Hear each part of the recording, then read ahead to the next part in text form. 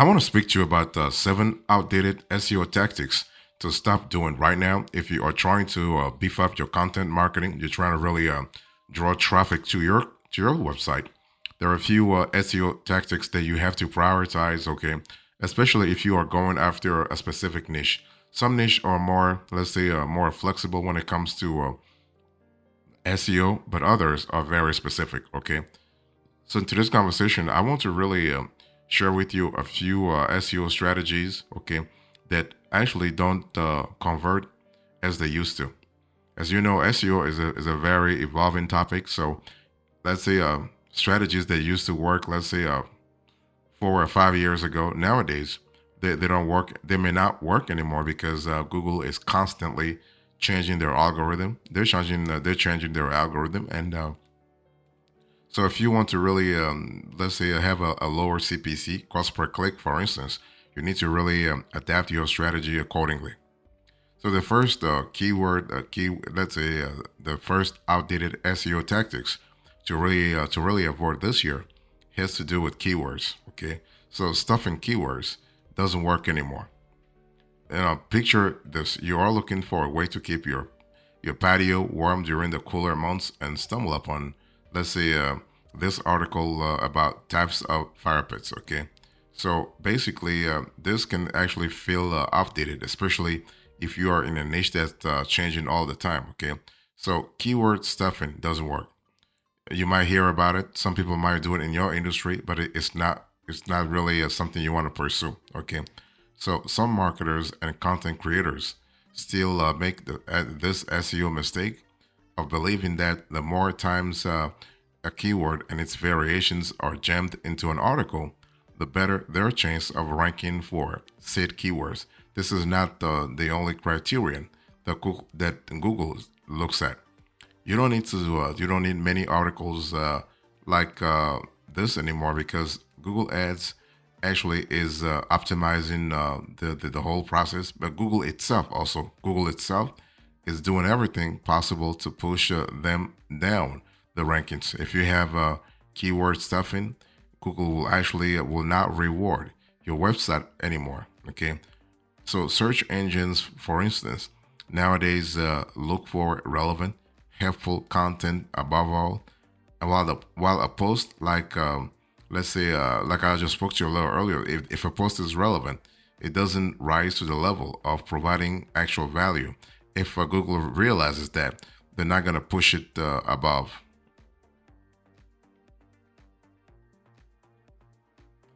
Next, if you want to really think about SEO tactics and you want to avoid an outdated SEO tactic, I want you to really pay attention to unedited AI content. I mean, artificial intelligence is here to stay. You hear ChatGPT, you hear other tools.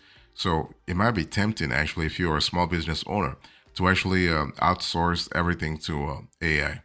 But this is a big mistake. You do not want to really outsource your content creation, your SEO tactics to AI 100%.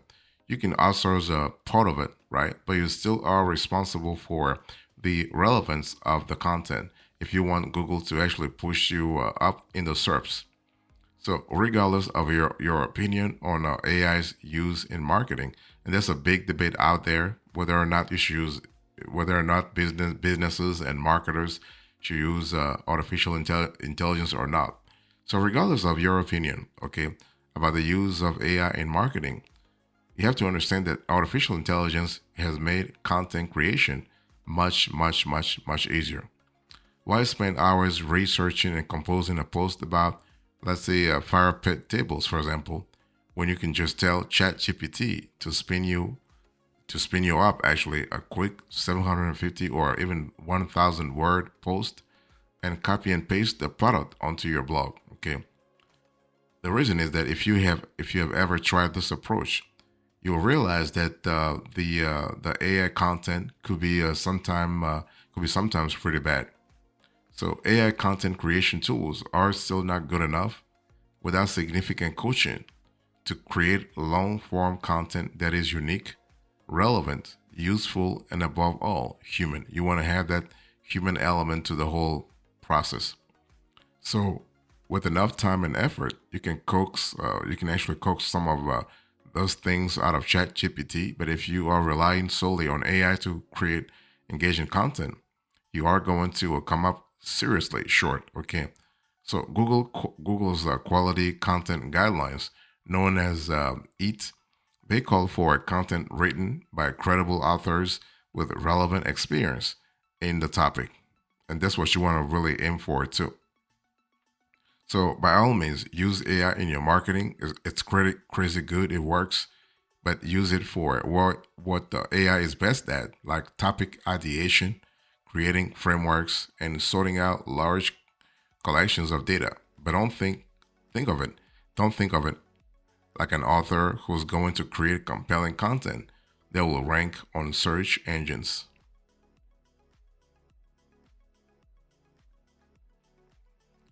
Another outdated SEO tactic to actually stop doing now if you are trying to beef up your SEO strategy.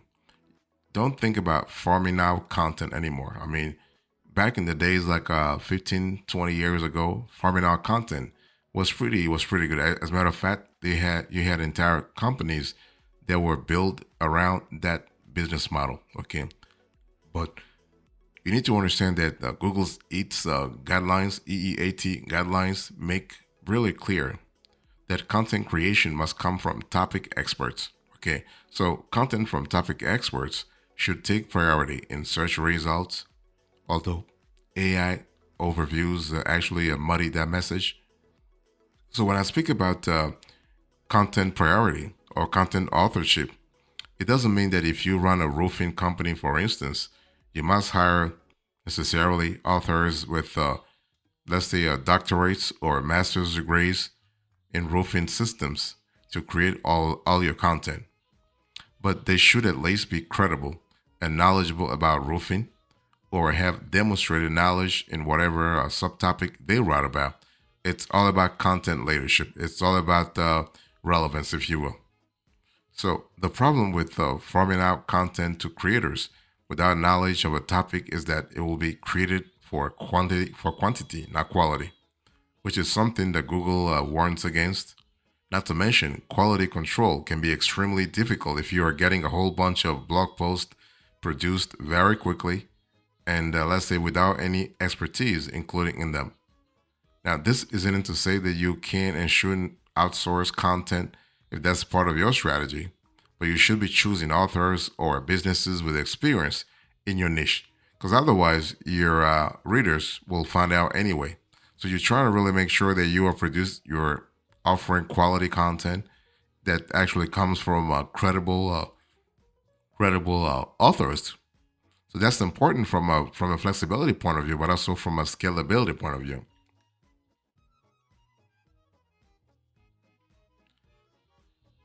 So another outdated SEO tactic you should stop doing now is actually creating pages for every keyword variation. This is one of those quote unquote games that Google is really good at finding out. Okay, so in the early days of search engines, let's say back in the days, Google's algorithm could not understand complex search queries.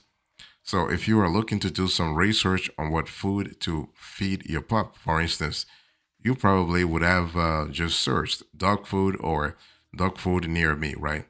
Now today, you are probably searching for something like what is the best natural dog food for, let's say, my Alaskan Malamute, for instance. So you can see the degree and the degree of specificity is actually higher. The degree of granularity. Okay, so the more pointed your search term is, the better.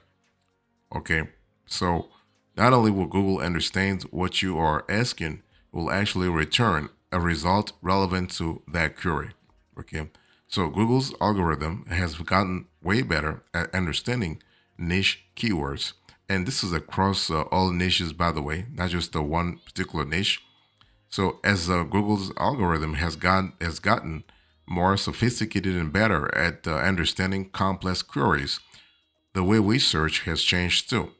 So we now expect hyper relevant results for anything that pops into our brains. Okay, So for SEOs and search marketers, creating several pages targeting slight variations of the same keyword is an outdated SEO tactic.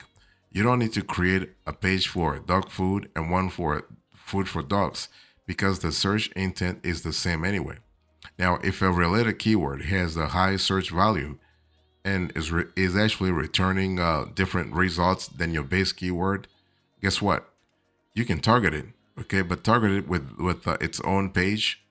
But more often than not, Google is good enough to understand that people who use familiar, who use similar, but not exactly the same words in a search may actually be searching for the same thing. Okay, so it's important to understand that you have to really again go back to the kind of terms that are relevant in your niche. Another strategy that's actually outdated when it comes to SEO tactics, it's basically using non-granular keyword and domain data. So you want to use granular keyword. You want to use granular keyword, okay? SEO is such a competitive game nowadays if you really think about it.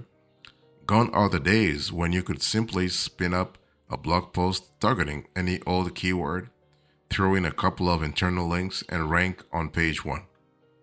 Nowadays, things are getting more complicated. I mean, more businesses and marketers than ever before are just putting resources into this channel.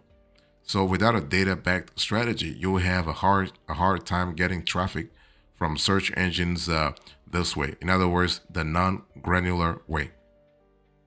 So to compete, you will need to get granular in the data. That's what it means, okay? At the very least, you got to be very comprehensive. At the very least, this means what? It means that understanding the monthly search volume and keyword difficulty, aka the competition of the keywords you are actually targeting. And you want to target keywords that get some search volume but are not so competitive that you will never win a place on the results page, right? Your whole idea is to win a place on the results page anyway. So you can get actually you can go much deeper into your keyword research and use let's say an SEO tool to find things like the number of backlinks the existing pages have. Google often ranks content with more backlinks higher, so that's really important. And you can continue digging deeper to see the domain authority of the pages you will compete against and other pieces of data that help you choose the best keyword strategy. Okay, so in short, what you want to do is that you want to take the steps necessary to go past the broad and into the granular, and you will actually think like a modern SEO. And this is how you're going to start adding value.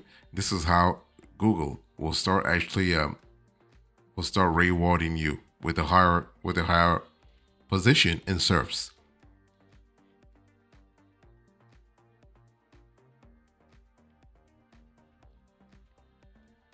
Another outdated SEO tactics that you gotta stop doing now.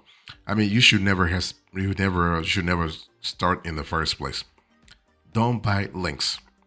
Buying links is really bad. Not just because it really hurts your SEO strategy. It's also borderline non-compliant with Google instructions, if you will. Okay. Now this one is a bit complicated. When you speak about link buying, you have a let's say a complication in the sense that you have an entire industry that's actually based and built around link building. So if you've ever embarked on a link building campaign, you know that link outreach has a relatively low success rate. It's extremely challenging. Buying guest posts and backlinks from a vendor is way easier. And contrary to a popular belief, buying backlinks is not strictly against Google's policies, okay? But they say you should tag them as such. In other words, Google is trying to make sure that you are very specific, so that you're not really playing games with the public, okay? So you can see on the screen here, here is the Google policy on buying and selling links. Okay, you go read this so you have a clear idea what you're getting yourself into. So in general, actually, I don't generally suggest buying links because it is very difficult to discern the link's credibility. Instead, I recommend building links organically by creating linkable content and promoting it to potential linking websites. So no matter how you acquire them, don't chase spammy or non-relevant links purely to increase your page authority and impress Google. For example, don't push for a link for a link to your healthcare website from a website that sells toilet papers or even toilets, because it will likely hurt, not help your ability to rank. Google see actually as those correlations as very important. Okay, so that's an important element. Now, here is a shortcut to make this distinction. If someone reading a web page will generally benefit from clicking a link to your website, then it's a valid backlink to actually chase.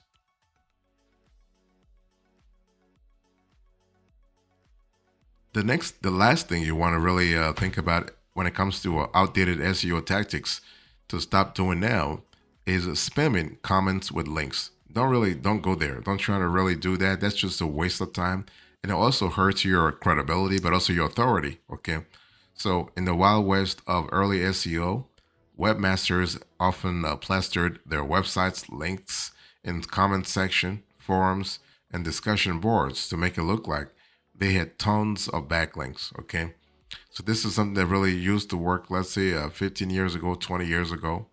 But the thing is that Google quickly realized that this wasn't a good power for marketers to have.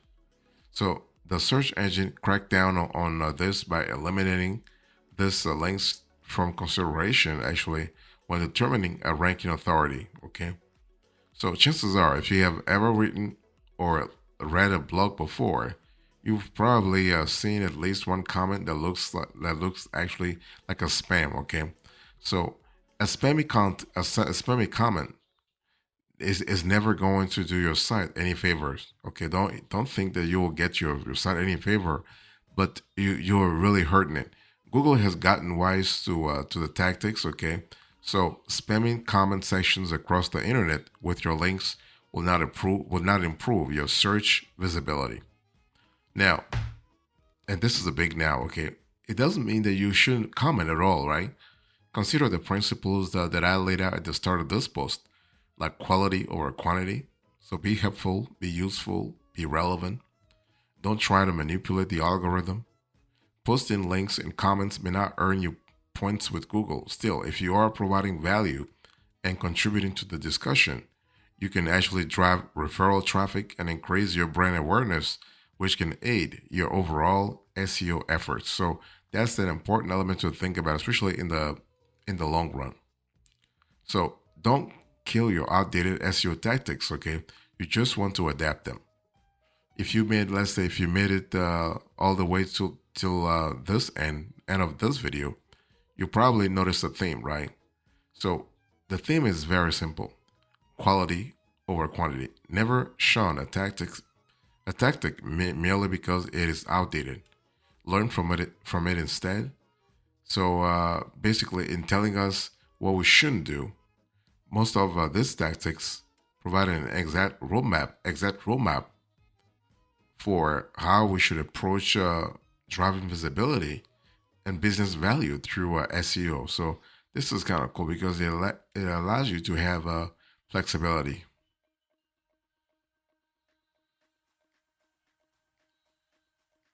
So in conclusion to this conversation, I spoke to you about 7 outdated SEO tactics to stop doing now. And so I spoke about the outdated SEO, like stuffing keywords all the way to spamming comments with links. Thank you so much. God bless you. I will see you next time. Until then, remember, stay marvelous.